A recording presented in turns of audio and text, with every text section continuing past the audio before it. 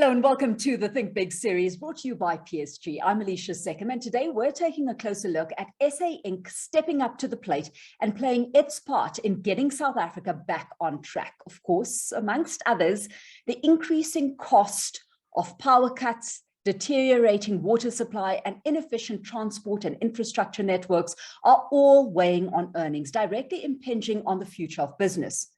But has business been loud enough when it comes to holding leadership and government to account? Because it has to move beyond just a turning off of capital flow and redirecting it somewhere else, right?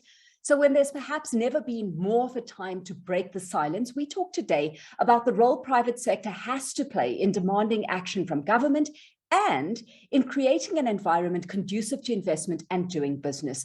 Busisiwe Mavuso, who's CEO of Business Leadership South Africa, certainly hasn't been holding back. She's been louder than ever about what needs to be done if we are to grow anywhere as a country. And she joins me now. Busi, thanks so much for your time today. And right at the top, an off-the-books corruption investigation. Is this how SA Inc. starts showing that it means business, that it's serious about finding the rot in the system, no matter the cost, and holding those responsible to account so that we have the right leadership steering the way forward?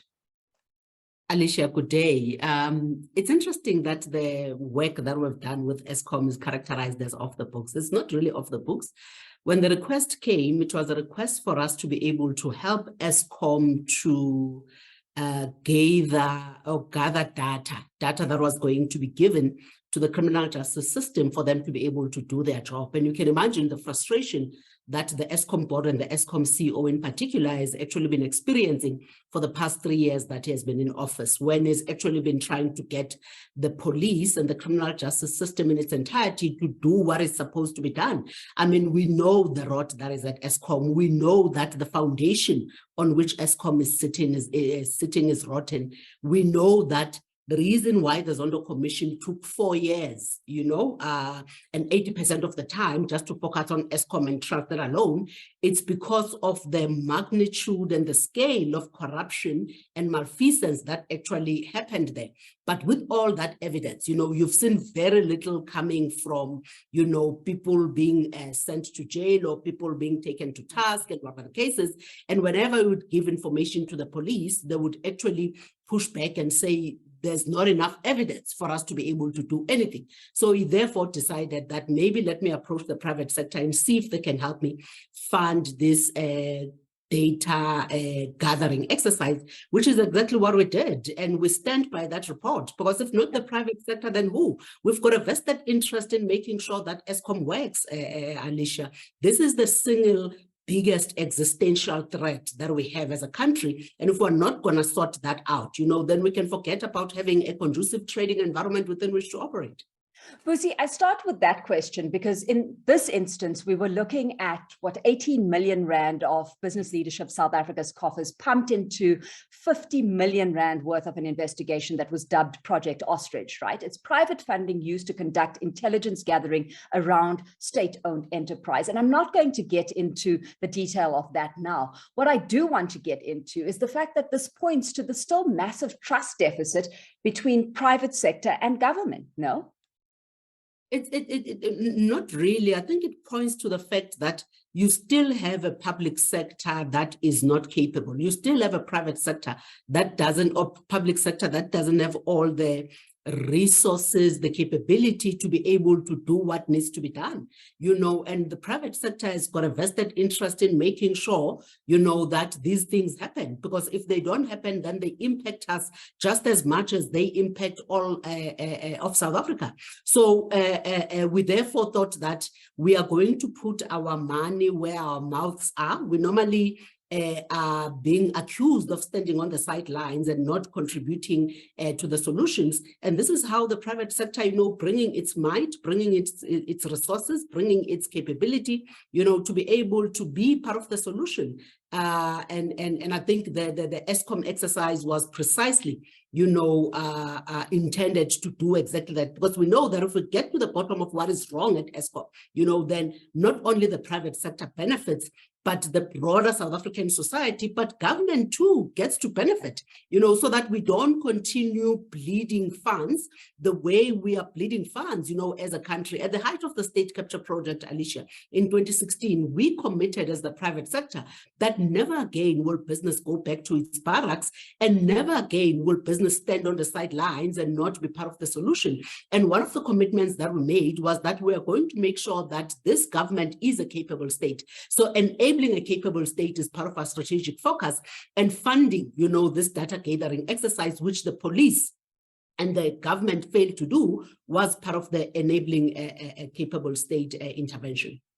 Busi, it's with this mindset that government and business has now agreed to work together in this recently announced partnership initiative to remove obstacles to inclusive economic growth. Do you see government coming to the party with enough political will to really engage business at the level we need to see this engagement happening? We have gotten that commitment from the president when we had the last engagement with him. If I'm not mistaken, I think that must have been on the data lose me, but it was in June sometime, when actually early June, absolutely. When we agreed that, and that was the first meeting, that we had as business and government to try and give the president feedback in terms of what has happened in as far as the 3 work streams are concerned. And I think just the agreement that these indeed are the 3 focus areas that we actually want to tackle as business and government. The president has given us his commitment that is going to hold his ministers and the rest of government accountable to make sure that they come to the party. We have committed that we are going to bring in resources, we're going to bring in the skills, we're going to bring in capability, but also we're going to bring our time. If you look at that intervention, you will see that each work stream is being co-chaired by 2 CEOs that have got full-time jobs, at the moment. Energy being co-chaired by Fleetwood Grobler of Sasol, as well as Nolita Fagude of Anglo-American, Crime and Corruption, Yanni Durand of Remgro, and Neil Froneman of Sibanye, and the logistics and transport being Mpumi Zikalala of Kumba Iron Ore, and Mpolisi Mgojo, ex-Exxaro CEO. So you can see, that these are people who've got their plates full at the moment and are being tasked to run their own companies, but they've chosen to actually take time out of their busy schedules to make sure that they give this enough time, because we need to. Yeah, the sense has always been, though, Busi, that business pulls its punches, cognizant of the risks that come with speaking out against government and how much trickier that could make doing business for them in an already difficult situation. At this point, are business leaders across the board willing to stick their necks out, call things like they are, no holds barred?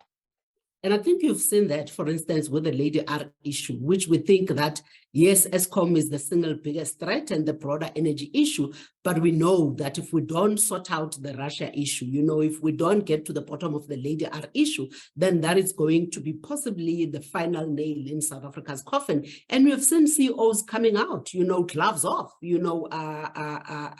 calling the president and government out, as we should, by the way, and we are very clear from where we're sitting, Alishia, that working with government doesn't mean that we get to be their praise singers.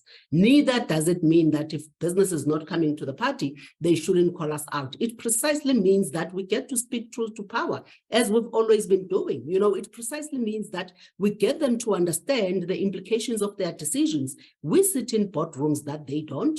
We sit with investors and they don't have privy, to those meetings. We sit with the fund managers and we do the investment roadshows. So we have an obligation to actually make them understand, what the international community is actually saying, at this time. And it's unfortunate because where we're sitting at the moment, there is serious concern, Alishia, when it comes to the international community.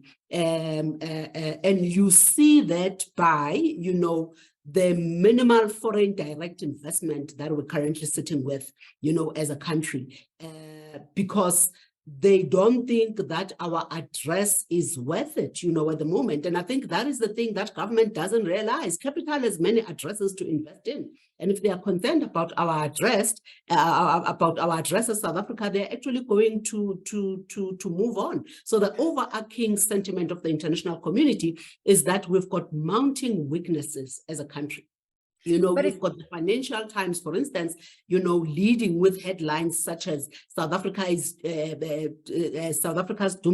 doomsday clock is at 1 minute to midnight, which is, you know, very concerning. And these are things that government needs to be aware of. But it doesn't mean that business always gets its way, right? Whether you're looking at developments on the global scene or the local scene for that matter, Busi. I mean, let's use a local scenario here. Government pushing through the very recent NHI bill, ignoring the red flags, the private sector outcry. And that highlights a risk in itself. I mean, you've pointed out that this recent decision's been met with lack of further outcry, suggesting that many have simply given up caring about it, even if there is no real implementation plan and no real funding plan. Is that a risk you're pricing in if this partnership doesn't yield desired outcomes on the 3 priority interventions that have been outlined? Almost a, well, we tried response. Yeah, so I think we're going to have to be clear and be aware as a country that there's going to be a lot of populist policies, populist interventions that are actually going to come into play, you know, in terms of where we find ourselves at the moment. 2024 is around the corner, you know, and the ANC would obviously like to retain power, and I think they are going to throw everything at it, you know, to make sure that they get at least 50% or whatever the case is. We should probably maybe look out for a BIG coming in as well. You know, the basic income grant being put in place. And I think these are all populist measures that could actually be coming in. Have they been priced in? No, they have not been priced in. They've not been priced in because the response to the NHI is serious concern, you know, from the medical fraternity and the healthcare workers. You know, a lot of them are saying, we know how this story is going to end. We're actually not going to stick around, you know, to watch this happen. You know, a lot of them are already seeking opportunities outside of the country because they are not going to be subjected to have to work under the conditions of the public healthcare service and to have to actually deal with the NHI the way government is proposing that it actually should be implemented. You know, it's going to be disastrous, you know, and it's really not going to yield the positive results that government thinks it's going to yield. And things like that have definitely not been priced in, not by the local business community, and definitely not by the international business community and a broader investor community. Yeah, it's worrying though when, you know, like I say, the red flags have been propped up and government still doesn't adhere. But I don't want to get ahead of ourselves here. Let's home in on this plan that business and government now has on the table. And you've highlighted 3 immediate priority interventions: energy, transport and logistics, and crime and corruption. Where are things at? And bottom line, Busi, are we looking here at a credible plan? We are looking at a credible plan, a plan that is funded, you know, by business, in as far as, for instance, raising the 100 million for the RMF fund. You remember we actually launched the Resource Mobilization Fund. I think it must have been a month ago or something like that. And the Resource Mobilization Fund has actually been set up to make sure that we can capacitate NICOM. You remember the president came out in July 2020, if I'm not, or was it July 2022? Time flies so fast. July 2022, when he actually spoke about the electricity crisis plan, which has got 5 interventions, you know, but unfortunately we put that plan in place, but there isn't the resources that are necessary to be able to make sure that we can deliver on that plan. So business has therefore taken it upon itself to actually set up the Resource Mobilization Fund, which is actually going to make sure that NICOM is properly capacitated, and we can make sure that we can get the necessary skills that can be able to help a government to be able to implement on the plan. And in as far as the 3 work streams are concerned, there is a very rigorous analytical process that has already been conducted to identify immediate priorities in all 3 areas. We have a very targeted approach, which has very clear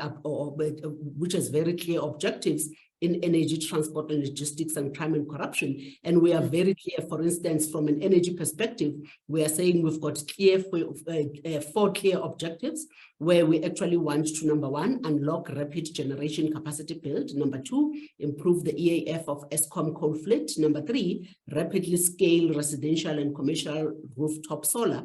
And number 4, fast track gas to power. So you can see, you know, that it's very clear interventions. And I think once you have clearly articulated your objectives like this, it's very easy to then come up with a plan to say that if I'm trying to improve the EAF of Eskom coal fleet, what does that mean and how do I go about it? And one of the things that we've identified as far as that is concerned, for instance, we've said we're taking the 4 worst performing power stations of Eskom and we're going to send in the private sector capacity, you know, engineers and whatever support that is required to see if we can actually turn those around. So it's very tangible, you know, there's timelines that have actually been attached to it.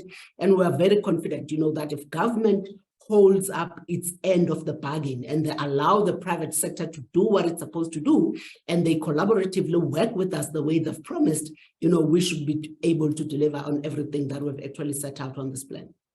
And that's the crux of the matter, right? Because aside from all of that, Busi, there's also going to have to be a strong alignment between government and business for that necessary level of engagement and capital commitment to do what it's supposed to do, to take effect. Does business have a clear understanding of how it's going to be feeding into the plan? And do you see government allowing it to come to this table without its hands tied behind its back? Yeah. So when we set out on this path, we actually said that we are very clear that what we'd like to achieve as business and government is to put in place an initiative that is aimed at removing obstacles to inclusive economic growth and job creation. And we are very clear what those are in as far as where we are currently sitting. You know, as a country, yes, there are a lot of obstacles, but we have chosen to focus on 3 because for the investor and business community, the local operating environment has deteriorated to its weakest level, and we need to make sure that we improve it. You know, and I think energy, transport and logistics and crime and corruption, from where we're sitting at the 80-20, you know, it's 20% of the things that if we were to get right as a country would actually, you know, give us a shift on 80% of the creation of a conducive environment, you know, as it were.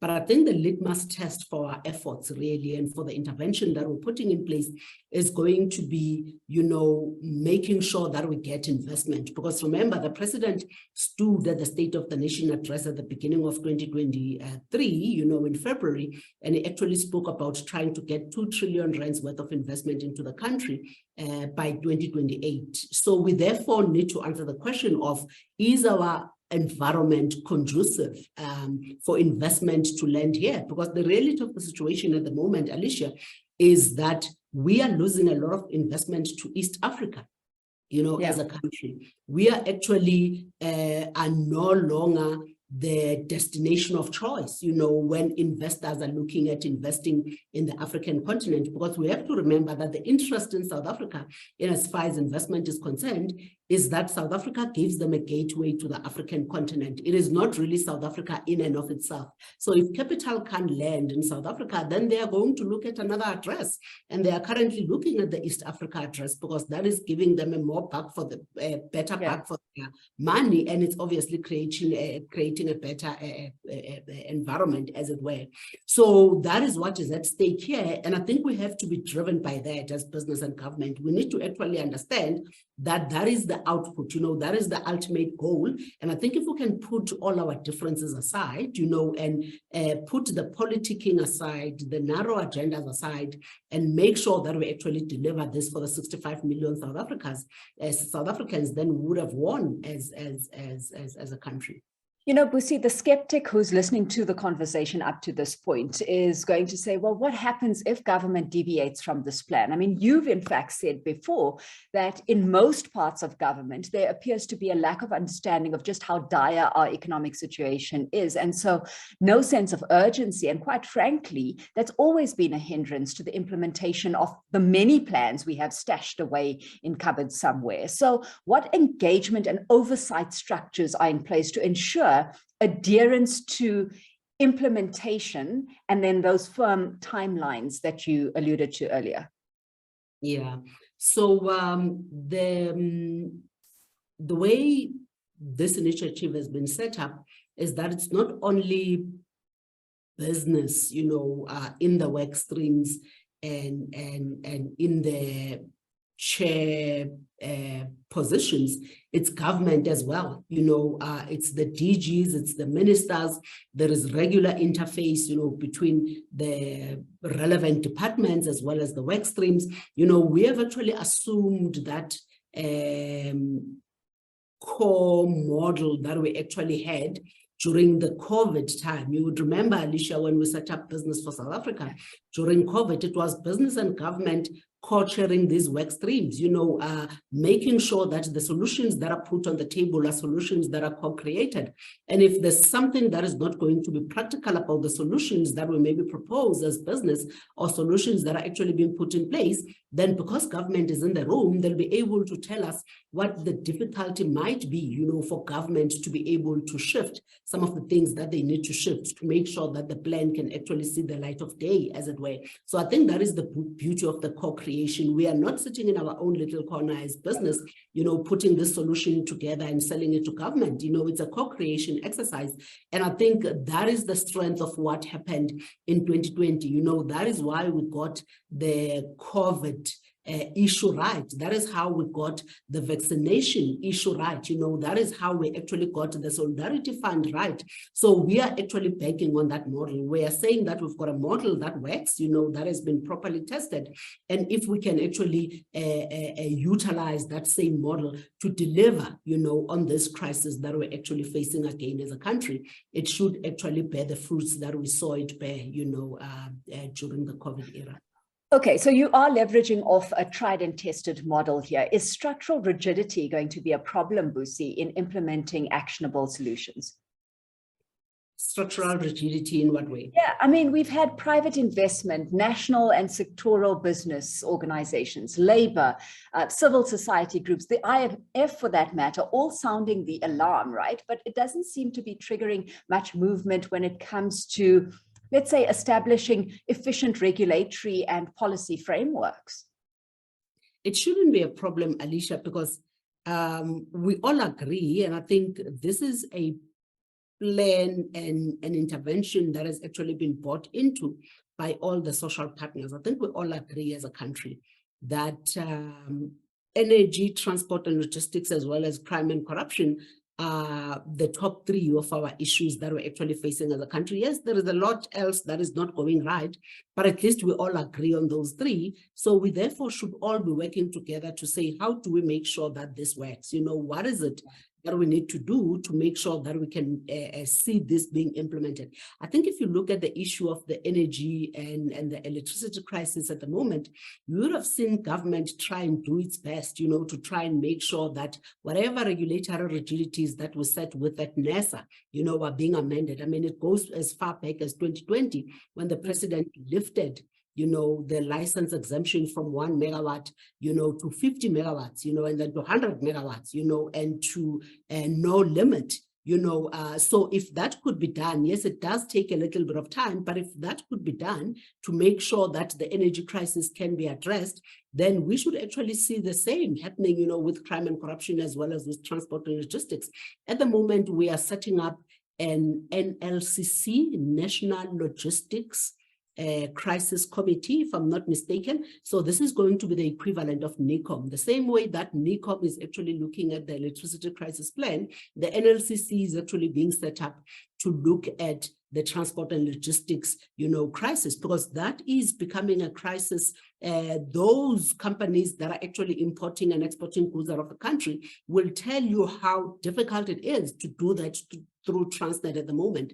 So we are therefore also going to be coming up with very 4 or 5 clear interventions, for NLCC. Business is actually going to have to come up with a similar fund like the RMF, or we actually have to increase, the RMF to probably maybe another 100 million to make sure that we can capacitate the NLCC. This is the commitment that business has already made, and we're actually working on it. So I really think that whatever shifts that are actually going to be required to be able to make sure that this works, we are going to be able to do it. The president gave us, that promise. Government might not have the fiscal muscle to lean against the crises that we're actually facing as a country, but it does, however, have the policy tools to do it, and this is what they must focus on, to get the policy environment right, to mobilize the private sector investment, and spending. And they've got the Operation Vulindlela, for instance, that is actually doing brilliant work, in as far as the skills visa are concerned, and a whole lot of other interventions. I think we're going to have to come to a point where we realize, Alishia, that dominating world economies have gotten the notion of partnership, right. So we really have to lean into that as a country to say, how do we actually make sure that we utilize this partnership, and of course, along with it has to be meritocracy and the zero tolerance to crime. How do we actually make sure that we get this right to be able to move the country forward? I don't think any of us would like to see South Africa fail. Absolutely. Maybe we need to lean into that and leverage on that. Absolutely. That being said, I'm going to take a step back from this table, and I have a view now of each of the business representatives, each of the business voices that is seated here, possibly with their own agenda too, as well, Busi, driving business, if not for themselves, for their sector within which they operate, right? So how do you see business leaders divorcing itself from self-interest for the greater good and the bigger picture, where we're looking at a case of collaboration versus competitive advantage and profit?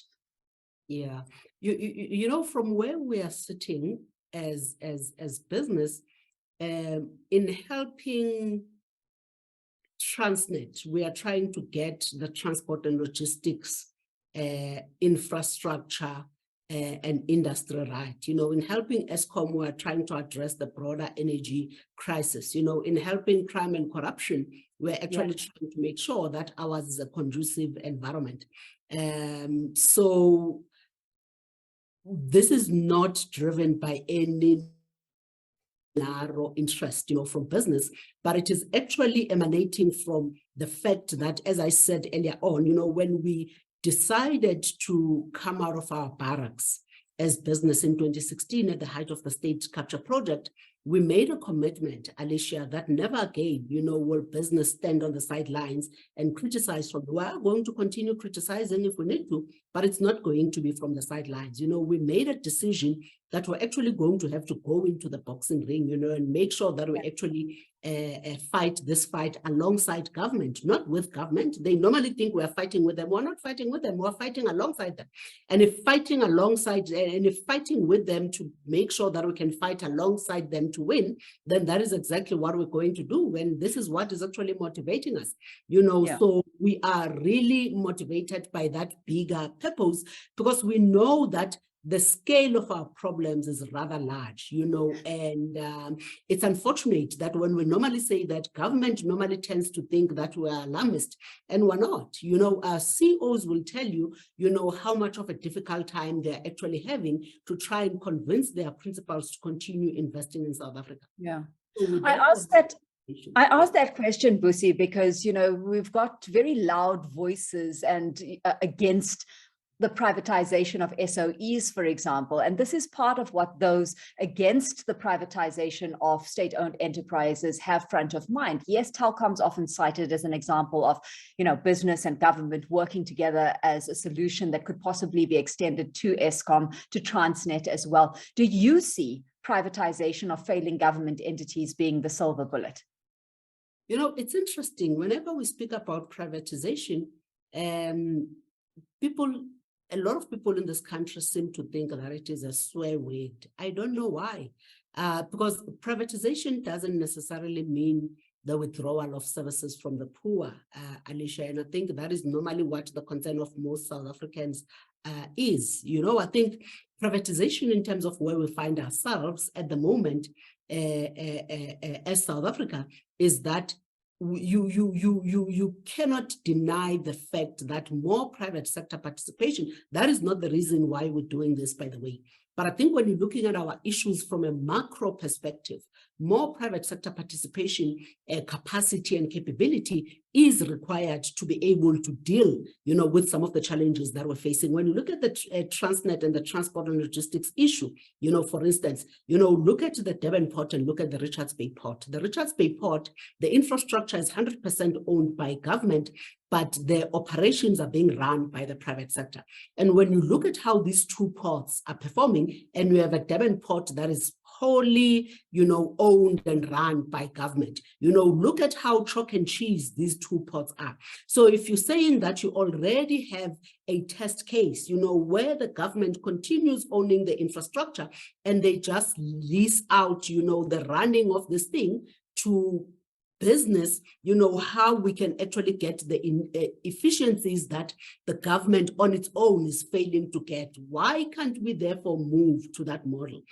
So it is not necessarily the private sector, taking over. It's the private sector saying that allow us to utilize our knowledge, skills, expertise, capacity, and capability to be able to make sure that these institutions run, and I really think that we all agree that at some point we're going to have to accept that we need to abandon the developmental state agenda that we're actually on as a country. You can't have a developmental state agenda when you've got a government that is failing to deliver on the basics. If we can't get the basics right, then it's really concerning. It's concerning because then it means we don't have a business case to be able to sell South Africa. And the basics that I'm talking about, Alishia, are the network industries. Out of the 4 network industries that you actually have as in this country, 3 are dysfunctional. Those 3 are energy, transport, and logistics, and the water infrastructure, which is quickly becoming a crisis. The only one that is functioning as it should is telecoms industry. Now, it doesn't matter which sector you're operating in.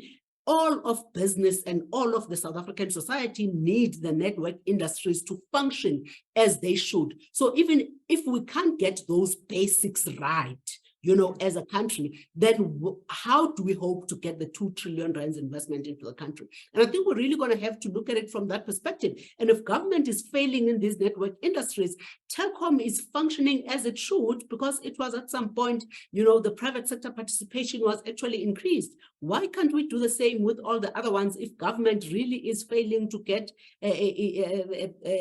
their story right in as far as these 3 are concerned? And that is the question, right? We were in a conversation very recently, Busi, the 2 of us, with Jacob Marocha, former Eskom CEO, and he said what needs to be understood is that state ownership is not state management. Shareholders can put people they trust in place and then get out of the way to let them do what needs to be done. All of that being said, if all goes according to plan, as has been laid out up to this point, Busi, how do you see it translating to economic growth and job creation? So if we get this right, I think we are in a very good position as a country to actually make sure that the current environment that we're sitting in as a country, which is fraught with uncertainty, uncertainty which weighs on business confidence, is actually going to be addressed. Because then if business confidence is not at the right levels, then you can't get investment. If you can't get investment, the economy is not going to grow at the right levels. If the economy is not going to grow at the right levels, then we're not going to be able to address the 46% unemployment in terms of the expanded definition, where you have more people that are unemployed than those that are employed, in all the provinces except Gauteng and the Western Cape. So that is what is at stake here. It is making sure that the trading environment, first and foremost, is actually being made to be conducive, and only, once the trading environment is conducive, then you can actually be able to get investment. So the end goal for this is really the unemployment crisis that we're facing as this country, because we all agree, Alishia, that if we don't address that, then South Africa is going to be sitting with its own version of the Arab Spring, and we saw what that looked like, in July 2021. So this intervention, when all is said and done, is really trying to avert a recurrence of the July 2021 incident. Absolutely. And like you said right at the top, I mean, we're looking at what's the 80-20 here. What 20% do we need to change to shift 80% of the sentiment? And once that's established, I guess, Busi, whether resources that are being committed are going to be given the space they need to do what they need to do. Busi, it's always a pleasure chatting to you. Thanks so much for your time today. And thanks to our audience. Thank you for watching. Remember, this series is free, it's shareable, it's open to anyone, whether you're a PSG client or not. Until next time, from me, Alishia Seckam, it's goodbye.